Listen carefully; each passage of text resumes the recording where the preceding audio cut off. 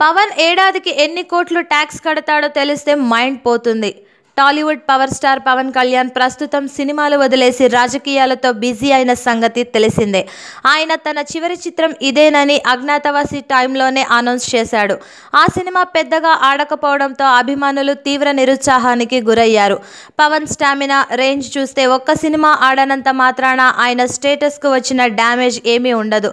అసలు పవన్ ఫ్లాప్ సినిమాలు కూడా దిమ్మ తిరిగే స్థాయిలో ఓపెనింగ్స్ సాధిస్తాయి. దారుణంగా ఫెయిల్ అయ్యింది అని విమర్శకులు చెప్పే అజ్ఞాతవాసి చిత్రం నెలకొల్పిన రికార్డులు నేటికి చెక్కు చెదరకుండా ఉన్నాయంటే పవన్ పవర్ ఏంటో అర్థమవుతుంది. పవన్లోని ఈ ప్రత్యేకతను గుర్తించిన నిర్మాతలు ఆయనతో సినిమా చేయడానికి ఎగబడుతుంటారు. ఓ దశలో మైత్రి మూవీ మేకర్స్ పవన్ డేట్స్ ఇస్తే చాలు ఎప్పుడైనా సినిమా తీసుకుంటాం అంటూ ఆయనకు దాదాపు 40 కోట్ల వరకు ఇచ్చేందుకు సిద్ధపడ్డారు. మిగతా అగ్ర హీరోల్లాగా ఆయనకు బిజినెస్ తెలియదనే చెప్పుకోవాలి. ఎందుకంటే తన తోటి హీరోలు యాడ్స్లో నటించి కోట్లల్లో సొమ్ము చేసుకుంటుంటే ఆయన మాత్రం తీరిక సమయాల్లో ఫామ్ హౌస్కి వెళ్ళి వ్యవసాయం చేసుకుంటారు. ఒక్కో సినిమాకు దాదాపు 20 కోట్ల వరకు తీసుకునే పవన్ ఏడాదికి ఎంత ఇన్కమ్ ట్యాక్స్ కడతాడో తెలిస్తే ఆశ్చర్యపోతారు.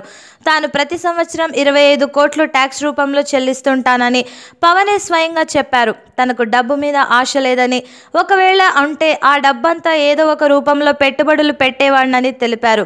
ప్రజలకు సేవ చేయాలన్నదే తన జీవితాశయమని పేర్కొన్నారు.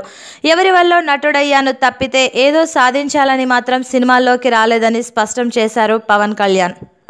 Please subscribe to Public Talk TV. Please subscribe Public Talk TV. Please subscribe to Public Talk TV. Tell me pretty lies, look me in the face. Tell me that you love me, even if it's fake, 'cause I don't fucking care.